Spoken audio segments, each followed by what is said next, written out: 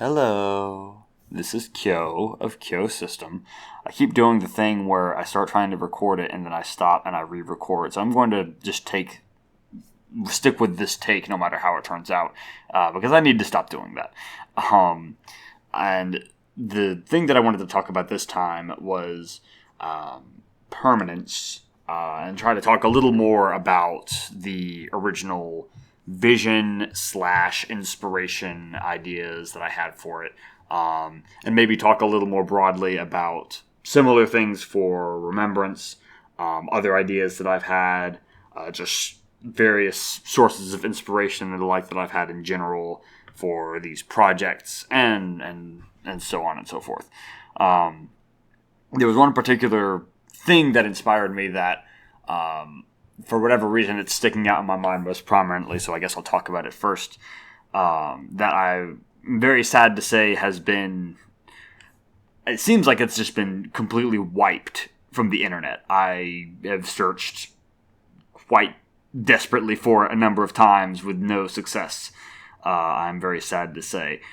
I want to say it was... So, I followed this artist on Twitter. I've not seen them post in quite some time now. I don't know if their account is still active. I couldn't say. But at the time, they went by the alias, it was Encrypted something or another. I want to say it was like Encrypted X9. I forget exactly what it was. But for a while, they were posting these short videos, and some of them were, all of them, it looked like they were made in, I don't know if it was Miku Miku Dance or whatever. It was some 3D model animation program. Now, whether this was anything remotely resembling what the program was originally intended for is another matter entirely. But I think they were made with something to that effect, some program like that, and they were very strange. Now I liked them, but they were very much they were rather strange videos.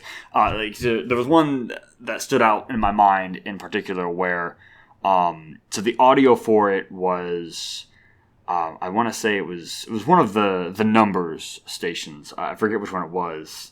I think it was one of the ones where it'll play a bit of like music, and then read out a few numbers. It was, I don't know if it was the Swedish Rhapsody or whatever it was. Regardless, it was the background music for it, in as much as it's music, was like a sample taken from that number station. And it was like kind of in two parts. And in the first part of the video, it was this girl. I don't know if she was like a character from something or another. She was barely in frame. It was like set in like a dark kind of room. It was monochrome, so it looked almost like it was like taken from surveillance camera footage or some such. And she was kind of like looking up in the camera while sort of constantly moving around a little bit. So it was like she kind of was like, it almost seemed like she was standing up on like the balls of her feet or her tippy toes, trying to like look up into the camera. And like she was like in the very bottom of the frame, so she was kind of like poking her head back and forth on frame. And there was no sound or anything from anything that was going on in the frame. There was no like she wasn't saying anything, she wasn't making any noise, there wasn't anything else making noise. It was just the audio from the number station. And so that went on for maybe, I want to say like 10 or 15 seconds. Then the video shifted to, it was like a shot of some other, it looked like it was an outdoor area. I want to say it was still monochrome, and I want to say it was kind of like at an angle, and it seemed like there was a fence or a gate and like a wall behind it or something like that. The girl wasn't in frame anymore, and there were no people in frame. So it almost seemed like, if you know how when you have, I don't know if you've seen like in security rooms and like where they'll have if there's just like one monitor and it'll like cycle through cameras. It seemed almost kind of like that. Like there was one room where the first camera, where the girl was kind of trying to look into the camera, and then like in the second shot is just like an outdoor area or something like that.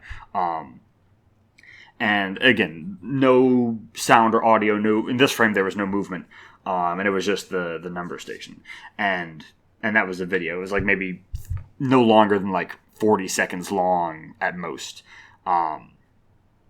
And again, the fact that, so I saw this, I watched this video maybe like no more than like 2 or 3 times.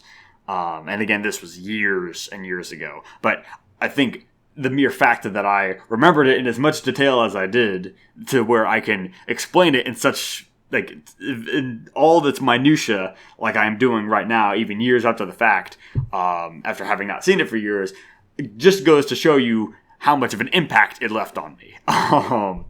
And this was just one of them. There were others that were like had a similar sort of energy to them.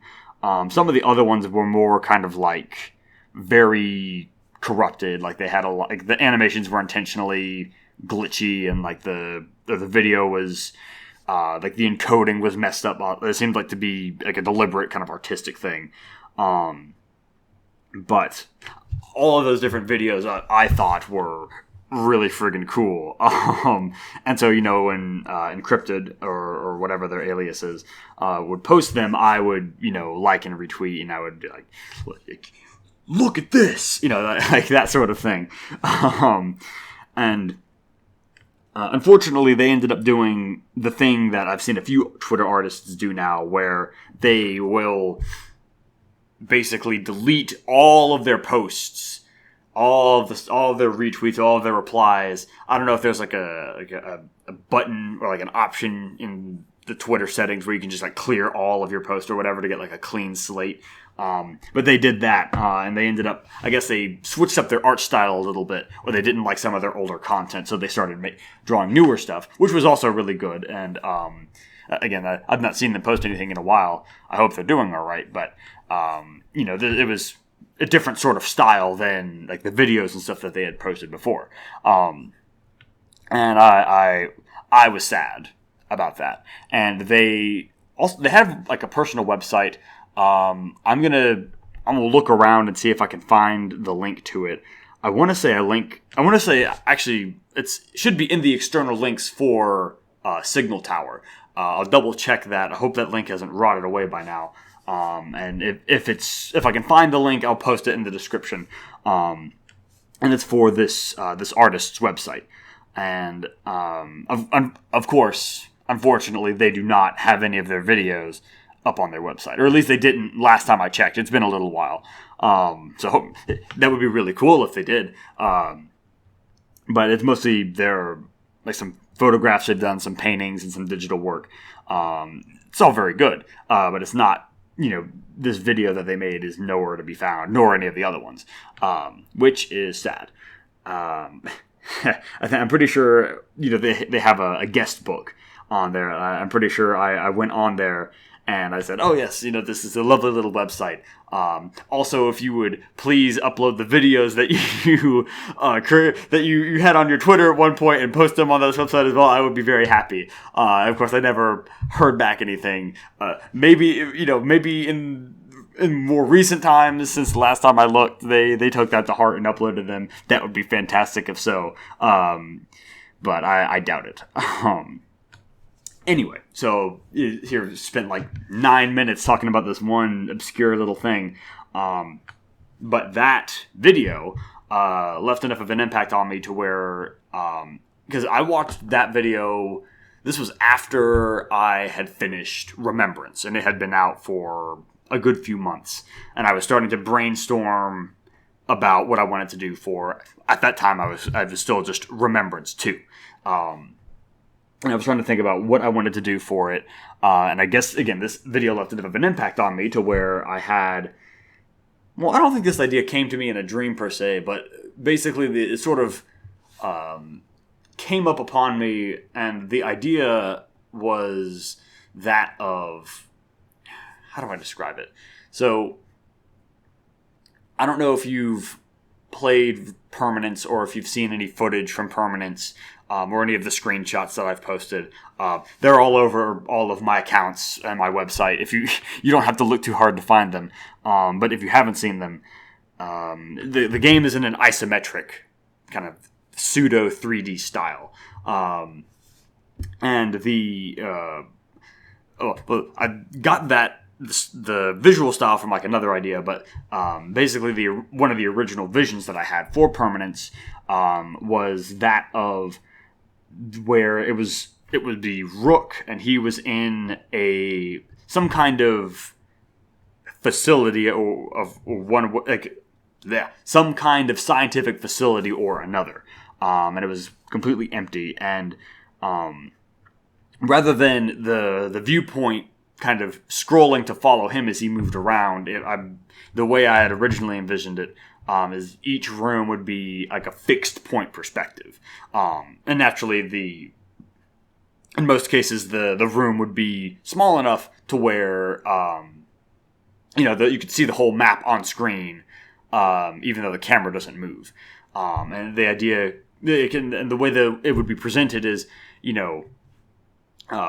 where if Rook went and interacted with anything, he wouldn't say anything, and there wouldn't be any like direct interactions there, but it would more be presented as like people who were, because the conceit here is that it's like a surveillance footage that you're kind of like looking at, and so whenever Rook would interact with anything, the details of the interaction and the like would be presented through people going through and watching the surveillance footage, talking about what Rook did, what he said, how he reacted, what happened with the object or the person he talked to, so on and so forth, which is another idea separate from the one video I was talking about. I got this idea of like having the interactions shown through like the discussion of another party viewing it through Kentucky Route Zero, because I played through that around the. I want to say it was whenever like Act 5 came out, around that time. I want to say I forget the exact timeline of it, but there was a section of it where, or it might have even, well, no, it was actually before that, because I played through that. It was Act 3, I think, is where the scene I'm thinking of happens, or Act 2 or Act 3. But regardless, in the specific portion I am thinking of is one where it's where the names are escaping me. Conway and the others. I'll just say Conway and the others. They go into the Museum of Dwellings, I think it's called. It's not. Yeah, it's the Museum of Dwellings, and there's like a bunch of different buildings, and they go and they talk to the residents who are living there, and you don't see the actual conversation between the characters, but rather it's presented as like the museum staff going back and talking to the residents who were living there about what Conway and the others said, what they were interested in, what they were doing, so on and so forth. And I thought that was really, really cool. So that idea kind of got mixed in with this sort of surveillance footage, weird surveillance footage type thing that I was originally thinking of. And the original thinking that I had, so this actually got combined with another idea that I had that actually did come to me in a dream. And it was this idea of, it was this really vivid dream that I had too. It was about like a thing called a cyst plant, or a cystic plant. And the idea is that it was this like power generation facility where and it's been so long since I've had the dream. I'd have to actually I want to say I have, because when I woke up from the dream, I had like a dream journal that I have kept on and off, and I had like a notebook sitting beside my bed or whatever, so I immediately went and scratched down the notes. I want to say I scanned it, and so I will, let me yeah, here we go. Yeah, so the idea is that it was basically something akin to, oh yeah, it's coming back to me now. So this is something similar in structure to like a geothermal plant, where it's like this long facility that runs deep into the earth. But it was like, the basic idea is that it was a cyst in the crust of the earth, hence the term like a cyst plant. And the main idea is that it was like down at the very bottom there was like the cyst liver, I think it apparently was the term for it, where there was like a main power cell that sat at the bottom of the facility. And it wasn't just like like with the geothermal plant where you have just like pipes that pump the water down and that gets heated up and it generates steam that is used to turn the turbine. It was like some other more complex kind of setup where it would it had like these rotating kind of axles that would get turned that run up through the crust up to the back to the surface. I was surprised by how detailed it was, but in any case, it that idea, I guess, was also kind of somehow molded into it because this facility that Rook was in the original vision that I had, was some kind of, facility of a similar nature where it was like a power generation facility or something like that, where the staff that was present, if anything, was like a very minimal kind of thing. It was a largely, well, I don't know. Maybe I'm mixing the ideas up in my head, but it's still relevant because this was kind of an idea that I had for how I would actually make this early version, where the facility that Rook would be exploring would be this cyst plant, and so that was that was like one idea that I had that was like the first core image or impression, I should say, that was like, this is something that, I want to, I can't even say like express or convey because it's such an abstract thing. It's more of like a scenario that I guess I want to explore. I haven't quite gotten to that in the actual version of Permanence that is currently released, either the beta or even like the version I'm developing. That might be a good thing I do want to explore that more, but I have a bunch of other ideas that I want to focus on as well that I've gotten since then. Nevertheless, that was one of the original ideas that I had for Permanence that led to me making this story where Rook is one of the main characters. And that's also ties into as like a sequel to Remembrance where, well, I don't want to spoil anything for Remembrance. I don't know if all of, if you've played through it at all, and I don't want to, certainly if you are looking forward to playing it, which I very sincerely hope that you are if you have not played it. I don't want to ruin anything for you, but the long and short of it is that Rook is in Remembrance, and then it's about him and what he's doing kind of after that, or at least that's one plot arc of it. So that kind of ties it in with this other idea that I had. But in general, this kind of aesthetic of where you have like a facility of some kind, whether a scientific facility or maybe like a warehouse that's been abandoned or something like that. I don't know if I've talked about this in any of these podcast episodes or not, but that is some recurring imagery that I have a lot in my dreams that I have had for years and years and years and years now. Both dreams that I've had, in the past, and even within the past week, some of the dreams that I've had have been set in these large facilities or buildings that are, very sparsely populated, but they're, tiled floors, all that kind of thing. And so naturally it is showing up in my art as well. But having, going through an area like this, it kind of makes sense how that ended up that way. I'm trying to remember the point I was originally going to make with all this, but that's okay. Talking more about, I guess while I'm going on and on about the original visions that I had for things, I think I've talked a little bit about the original vision that I had for Remembrance, and how it differs from... Well, I think I talked about the inspiration that I had for Remembrance. I talked about the dream that I had and the kind of the steel pillar sticking up out of the ground that kind of like planted the seed in my mind for it. Well, I remember the other thing I was going to talk about for Permanence. I'll come back to that in a minute. For Remembrance, I want to say I have some screenshots of this very, very early build of it. But the main thing with Remembrance is that the original version of it, you actually didn't play as Kim. You played as this other girl, another character of mine who has shown up in a few different drafts, I think, of different things that I've made, named Jubilant. And she appeared at the very basement of the tower. This was back when there was only one tower, and all of the game was spent inside of it. And she appeared in the very bottom floor, and then, like, another character of mine, Umbra, showed up, and is like, hey, yeah, you need to go to the top of the tower. Good luck with that.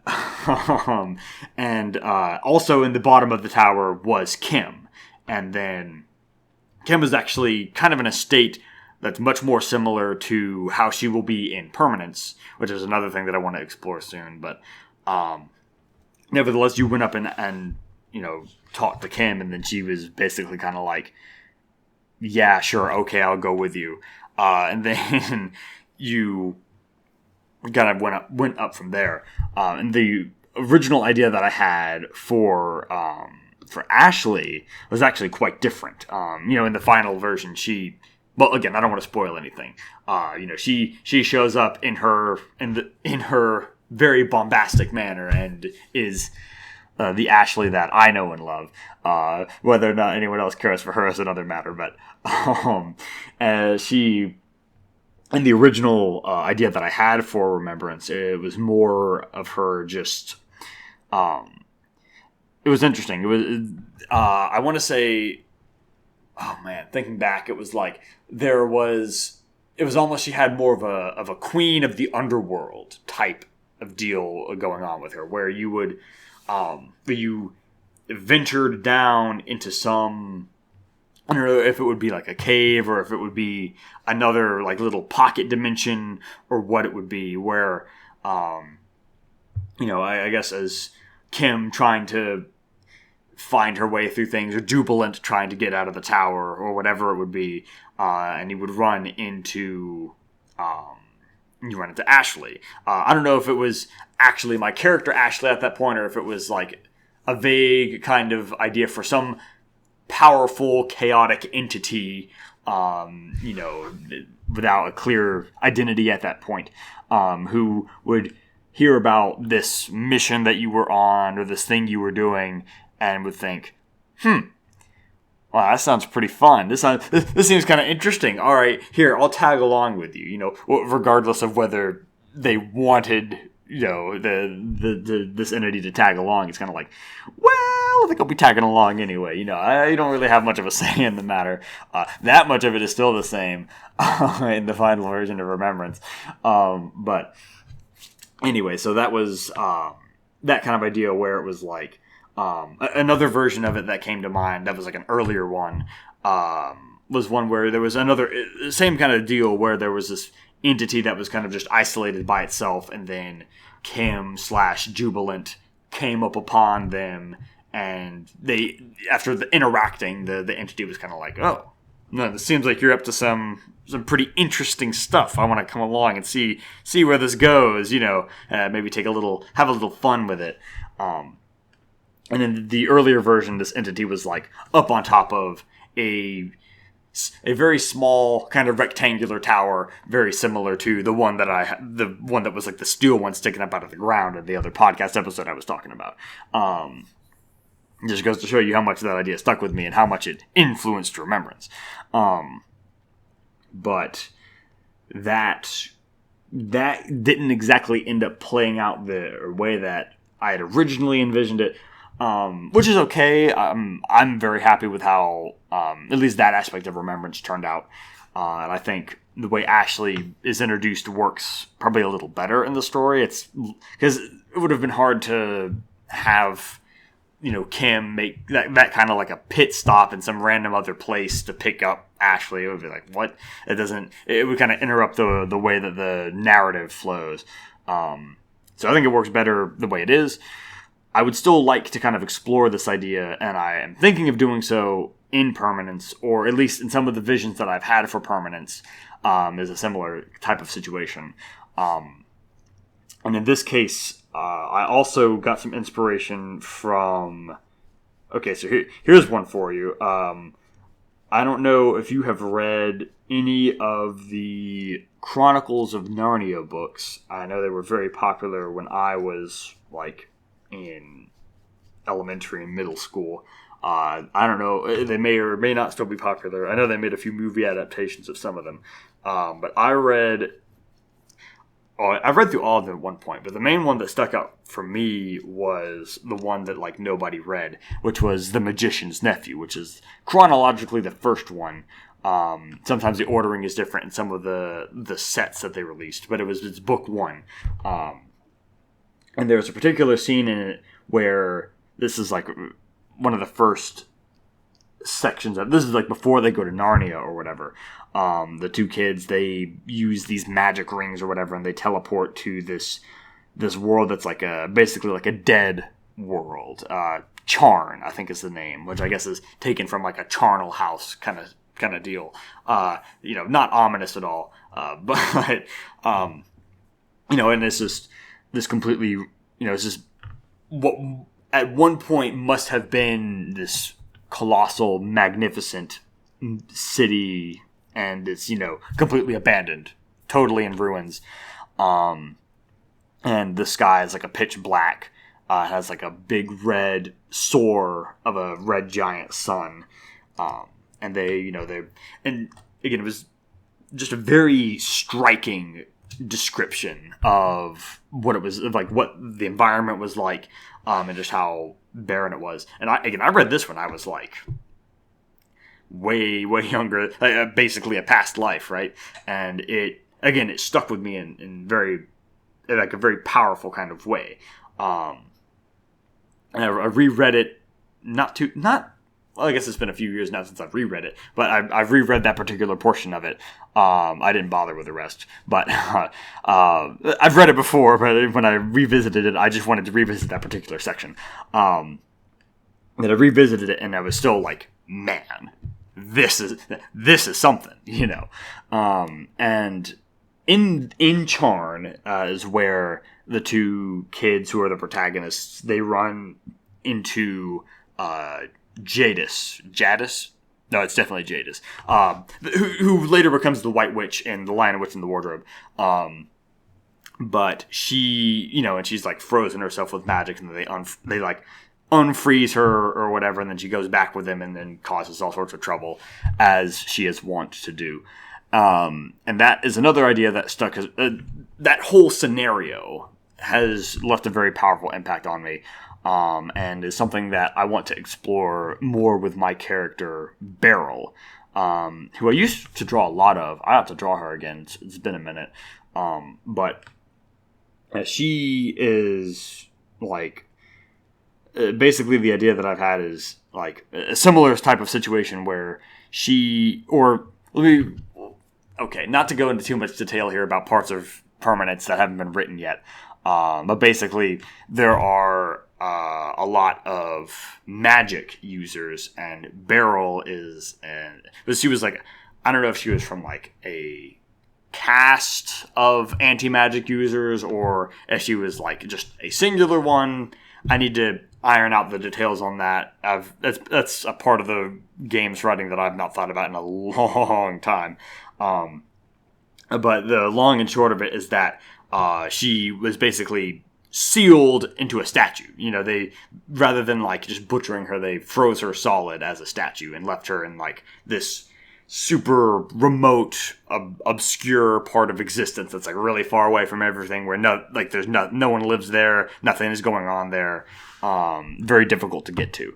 And sure enough, because of various plot things that are going on involving the magic users and the forces that are working against them, cough cough, basically a couple of individuals, a couple of characters of mine venture into this part of existence and find her and wake her up, and then things go from there. And obviously, after having explained the whole thing with the magician's nephew, and then now outlining this thing with Beryl in this section of Permanence, I think it's pretty clear to see where the inspiration is. But nevertheless, again, I need to. Man, my idea. I've been working on Permanence for so long, and I've gotten. Well, I say that, but I was like the development for it was stalled out for so long during the first part of this year because of all the chronic health issues and other things that I had going on that ground development to a halt. But nevertheless, it feels like I have a lot of these ideas that I would like to explore. I don't know if I can realistically explore all of them in Permanence without it just stretching out development forever. I still need to think more about what exactly I want to do in Permanence proper and what I want to do in other projects.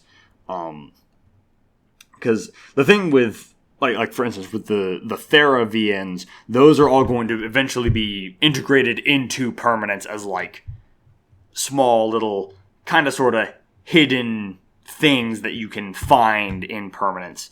As I imagine a lot of you who are listening, or if you are listening and you have been following my work thus far, you probably have read through Thera, and as you know, it's very short.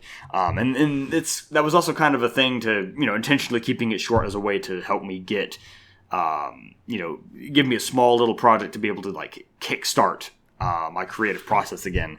But it's also intended to be short because it's like a small little, like, self-contained chunk of content that will be a part of the larger Permanence experience in some way or fashion.